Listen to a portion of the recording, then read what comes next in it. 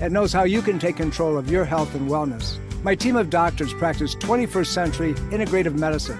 Whether you suffer from chronic pain and fatigue, allergies, or headaches, we can help.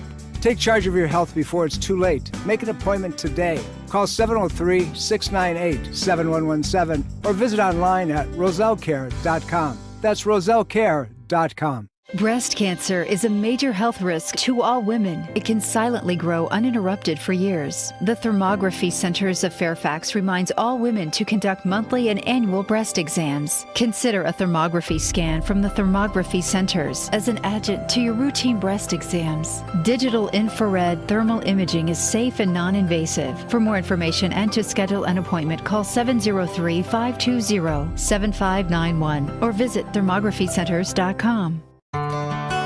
Are you dental phobic? Do you neglect your dental health because of fear and anxiety? A beautiful smile begins with exceptional dental care, and you can trust in the expertise of Soft Touch Dental Care and Dr. Michael Chung. Soft Touch Dental Care is unlike any dentist office you'll ever experience. Their warm and welcoming environment is designed to soothe fears and anxiety the moment you arrive, and they're especially pleased to pamper their honored guest patients. Dr. Michael Chung is a professional and leading expert in all areas of comprehensive dentistry, including cosmetic, sedation, neuromuscular, TMJ, and implant dentistry. Offering state-of-the-art technology, Dr. Chung can give you the smile of your dreams. Arrange for a complimentary consultation today with Dr. Michael Chung and experience the expertise that makes Dr. Michael Chung so unique. Call 703-319-6990. That's 703-319-6990. Or visit bestinsmile.com. That's bestinsmile.com. This is Dr. Tom Roselle, author of Ageless Health. Health is a do-it-yourself program. My book, now also available in audio version, is a step-by-step program of how to take control of your health and wellness without drugs or needless surgery. You have the capacity to change your health and level of well-being. Take control of your health today and order Health is a Do-It-Yourself program. For more information and to order, please visit agelesshealthbook.com. That's agelesshealthbook.com. Educate, engage, empower. Take control of your health with Dr. Tom Roselle and the Roselle Center for Healing. Information is power. Achieve an ultimate state of wellness with Dr. Tom Roselle's Education Lecture Series Video on Demand. Discover how to create an extraordinary life of optimal health and wellness. Visit drtomroselle.com/education. That's drtomroselle.com/education.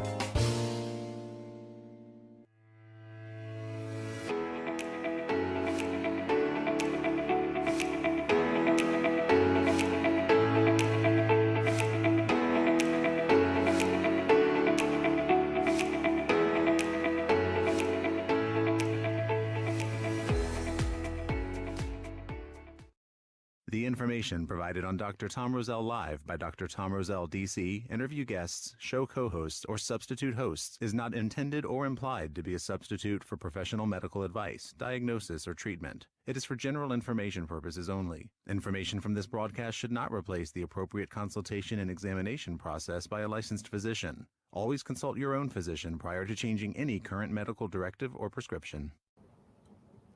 Hey everybody, welcome to Ageless Health Livestream with yours truly, Dr. Tom, and we're going to have another very interesting program today. One that there's a lot of data and information, but a lot of it is misinformation, misdata. I think you've heard that statement many times over the last many years, right? So, misinformation, well, we're going to clear the puddle on this one with accurate information.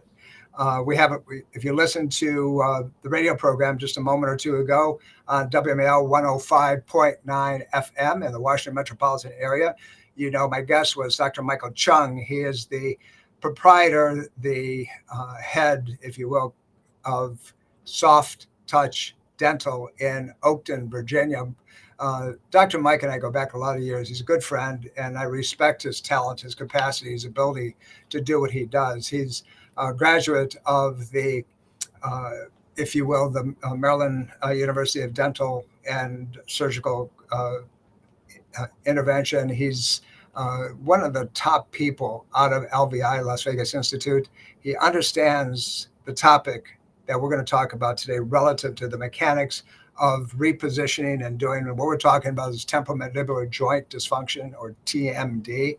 So it's important. Why? What are we talking about? We're talking about this jaw right here, this thing that opens and closes your mouth. So if you open your mouth, if you look in the mirror and you put your fingers here and you don't feel equal movement, or one moves out too much or up too high, or this one drops away and vice versa, the other way around, you can almost guess that you have a temporomandibular joint problem of some sort. So the whole idea is to find out where it's coming from, why it's there to begin with, and more importantly, can it be fixed? And, in the first part of the program, we were talking about several things that I've observed that were quite disturbing, if you will, over a period of many years. One, many, many, many moons ago, and you've heard me mention this as an example over time, as a young girl. She was about 11 years old, 12 years old, something that she was a gymnast, and she was going to have braces put on back in the day when it wasn't a status symbol, if you will. And she was gone for about 2.5 months. This girl had a perfectly straight spine, very muscular, doing great. The dentist who put the braces on knew he wasn't going to see her, so he locked the position down tighter than he normally would. And what happened, short end of a long story, is that she ended up with a 27-degree spinal curvature. Not okay. And so the deal is that, what do we do with that? Where did it come from? Well, it came from a malpositioning of the dentitia, the teeth, the vertical dimension, but also came from, the TMJ, the temporomandibular joint, not being in position the right way. Let's see if we get Dr.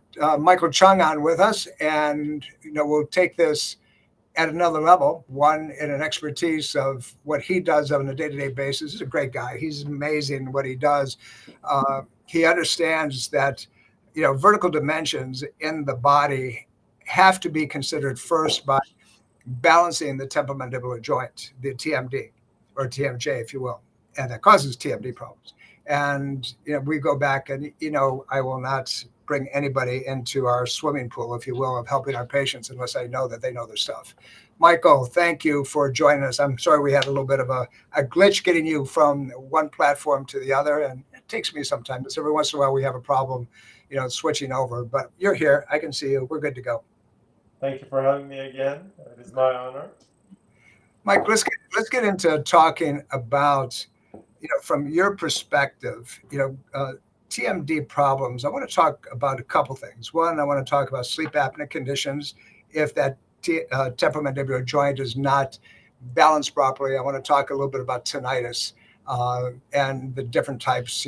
In my world, we distinguish them by, is the tinnitus high pitch, is it low pitch, is it cricket sounds, things like that. But that temporomandibular joint, we know that's involved. But let's take it from your perspective. When a patient comes in, and your experience of many, many years doing this the right way, what's in those, staying with those things, with heart conditions, if you will, you can get in that secondary, or blood pressure problems and so forth. How do you know that joint space may be problematic? Is there a way that you can initially, immediately differentiate it, or do you have to try certain things to see if it makes it better or worse? Walk me through that a little bit, Mike. Sure.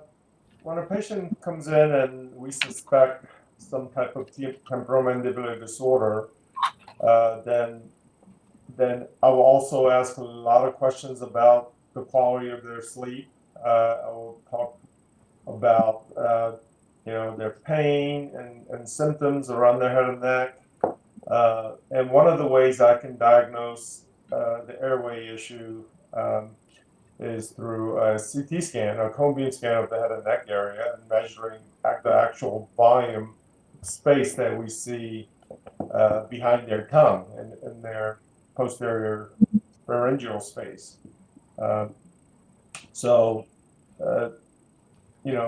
Unfortunately, one of the symptoms of temporomandibular disorder is having a retrognathic jaw and an overclosure of their bite, which means less room for their tongue. And tongue is a major problem if it's retreated into and invades the airway space where you're breathing.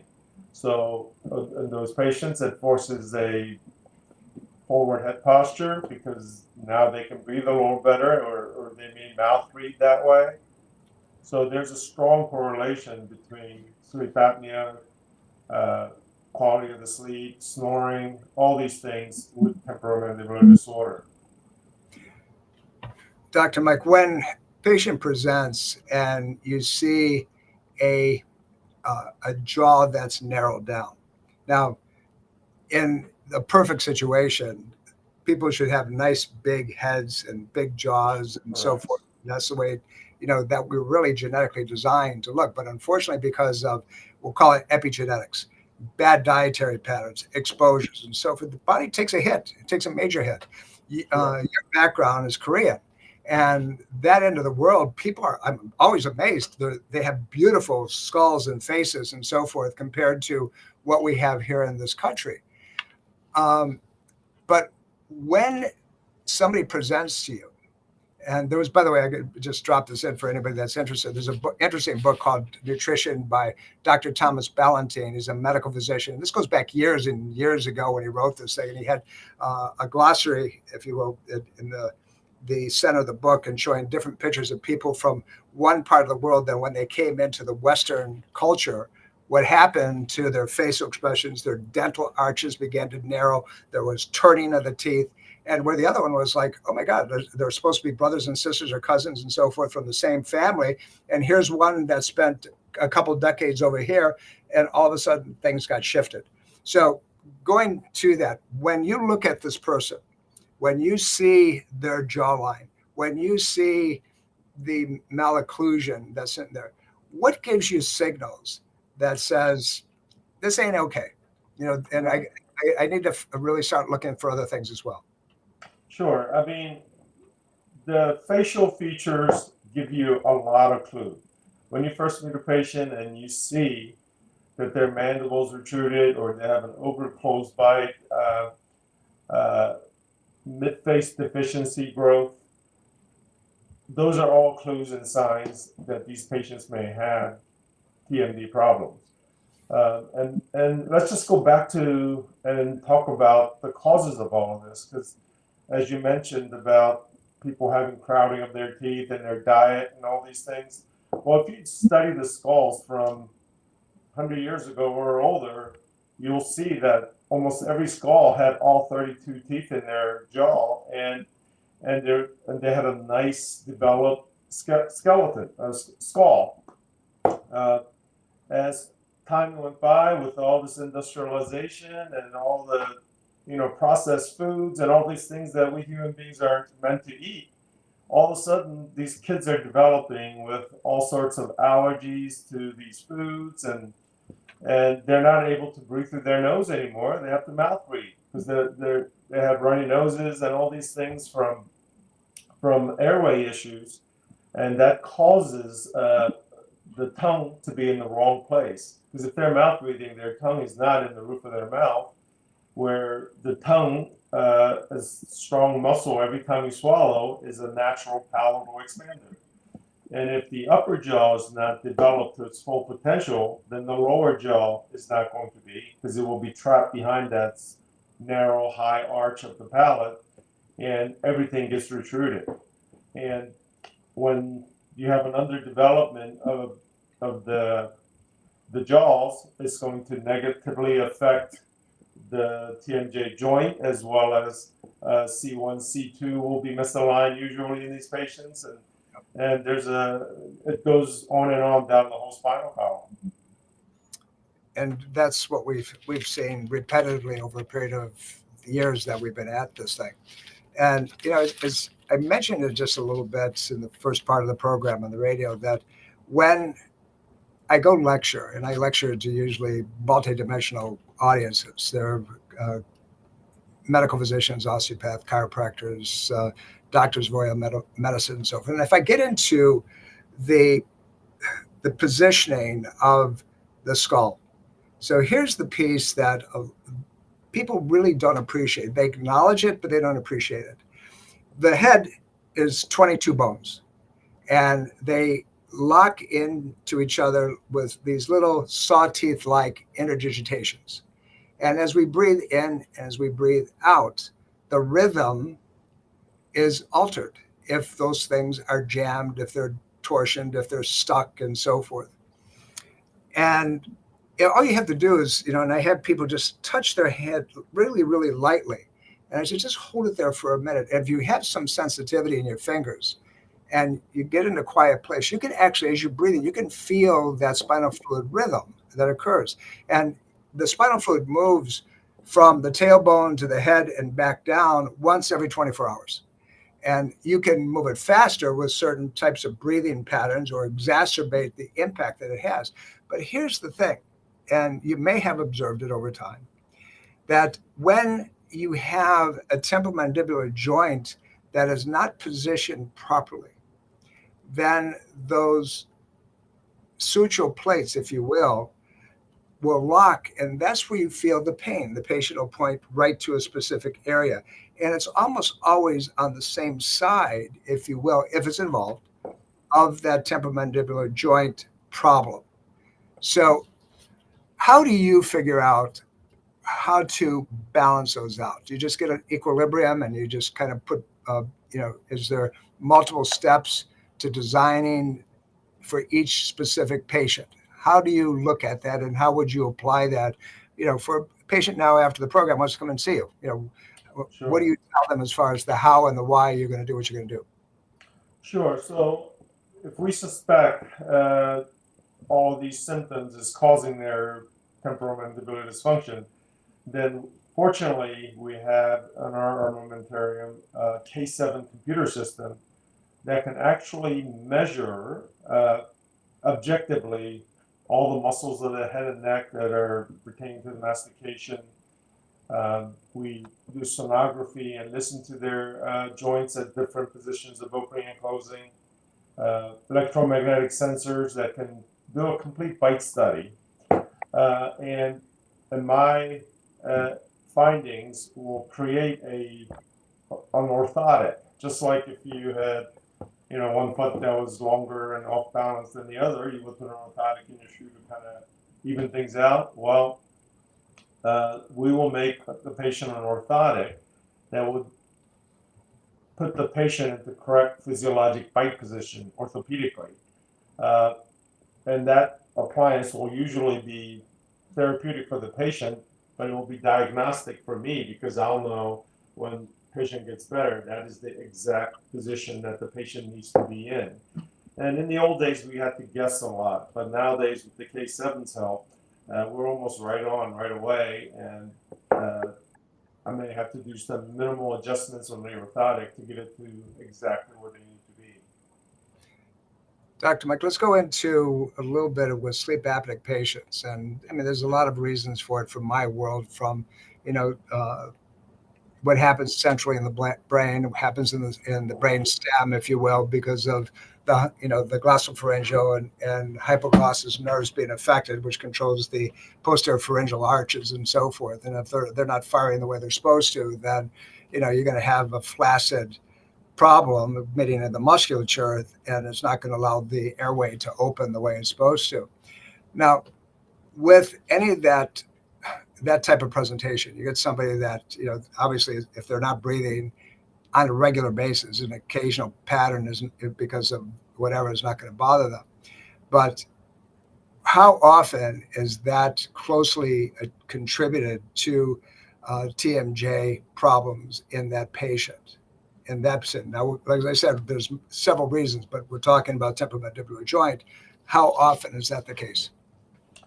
Almost always. I would say very high percentage of the patients that have TMD have some sort of sleep apneic conditions and vice versa.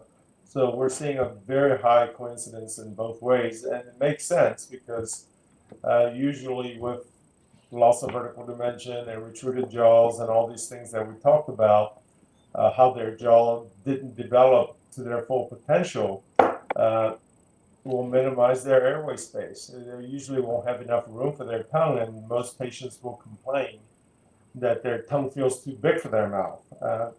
Their tongue wasn't too big for their mouth. It was that their jaw didn't grow to its full potential, so the tongue is basically trapped. Got it. One of the things that I see with a patient, and it disappears after you do your work, is that going to what you just said, that their tongue feels too wide, too big. There's not a position for it. And they'll tell me, they said, never felt like this before.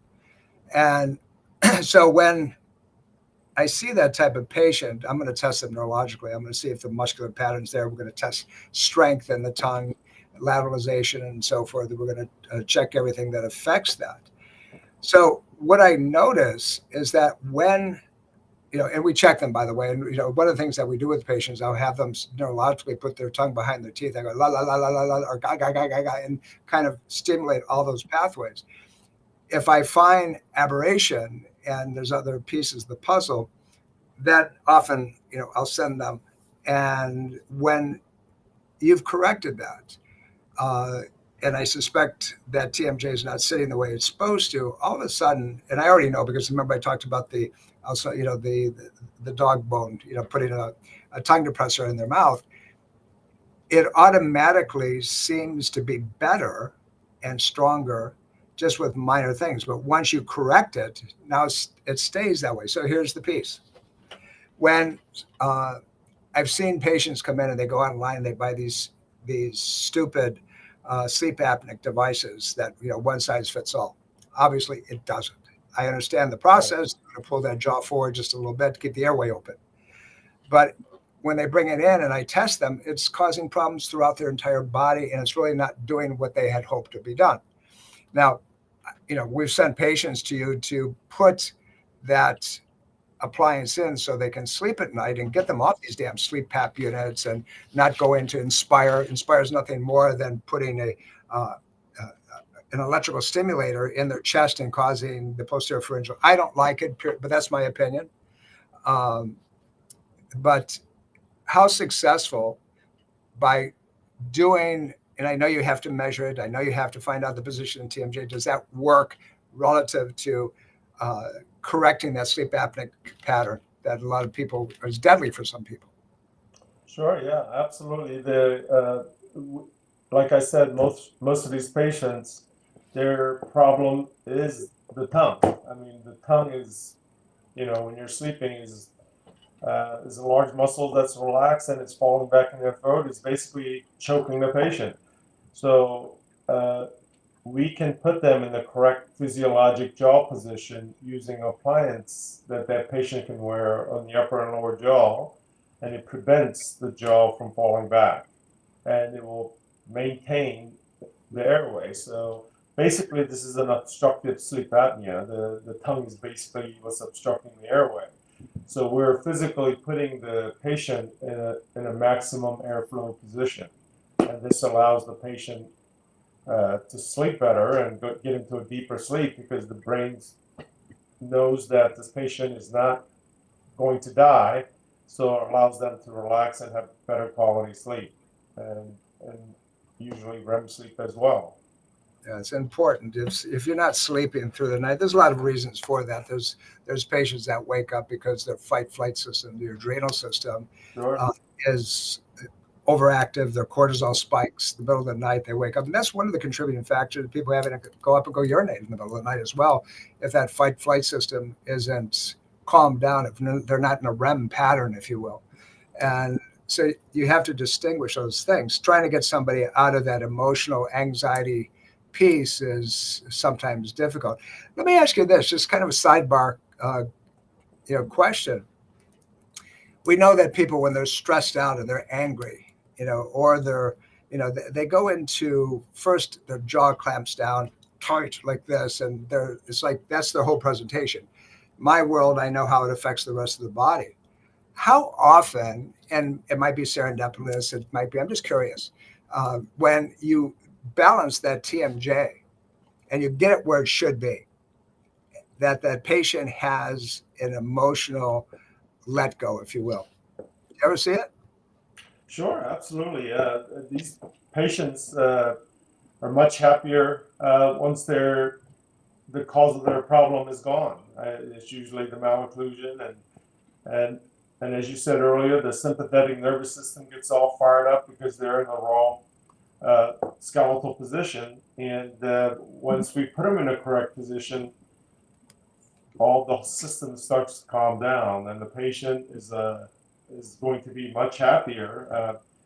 And we're seeing a lot of great results where patients get better night's sleep, and that affects even their heart, and they're going to have proper nitrous levels that's going to hopefully prevent high blood pressure down the road in some of these patients that have sleep apnea problems. Mike, this is fun. I could ask you 10,000 questions on just clinical observations that I see all the time. But, you are my go-to when it comes to this type of work. And I want our listenership to understand that. I trust what you're able to do. I want to take a sidebar and mention that coming up on December the 11th, for our listening audience, we're going to have our last in-house program that we will do for 2024. It's on peripheral neuropathy. It'll be at our normal time at 6 p.m. So those of you who have numb feet and tingling and can't feel anything and so forth, you want to get rid of that, besides going through all of this injection stuff, join us that night. And I promise you, you'll learn a whole lot and go away understanding that you can resolve it. But we'll get into that as we do over the next few weeks and really tell you all about it. But make sure you call and reserve your seats. Mike, this is it's fun. I enjoy talking with somebody who knows their stuff, and you certainly do. You're a master at what you do. I never have to worry when I send somebody to you to get things corrected. Thank you for your kind words. I want to remind our audience that your office is Soft Touch Dental. It's with one T. Took me a while to remember that, by the way. And it's in Oakton. So reach out to Dr. Mike. And if you're not a patient in this office, pick up the phone, call him. He's real easy to find, and tell him that you heard it here. And we'll do anything with you we can to make a difference. Michael, thank you so very, very, very much. I appreciate your time. I'll let you go back and play with your family. And my pleasure and an honor. I'll see you this week. Actually, I think I have an appointment in your office this coming Wednesday. Yes, you do. Okay. You'll get a reminder. Take care, Mike. You have a wonderful day. You have a great day as well. Thank you. All right. Next week, we'll be back. We're going to talk about peripheral neuropathy and why your feet are numb and why your legs ache and your feet are sore and why it hurts so bad. And we're going to tell you how to resolve that without having injections, without spending thousands and thousands, up to $10,000, $15,000 in some situations. Why that much? Because that's not what they're telling you, right? Because you got to keep going back and keep going back and you got to keep going back. Well, there might be a better way, and that's what we're going to talk about when you join us on December the 11th at 6 p.m. at the Roselle Center for Healing in Fairfax. Give me a call at the office and sign up for it. Or just simply the easy way to do it is just go to drtomroselle.com, click and make the reservation. But the one thing that I would like to encourage you is this: if you're not going to make it, please call and cancel so we have room for everybody else. This will be the last one for 2024, and we want to make sure that we have room for everybody. And by the way, you have federal benefits that you have to apply for. And this is a good time to be able to say, hey, listen, I think I'm going to get started. And particularly if you have a program that we're going to put into place where you can pay it up front all at once and make complete use of that. But join us. I'll see you then. And I will see you next week. And remember, this is ongoing for one reason only. Not only do you deserve the data, but I truly love you all. Have a great Sunday. Bye.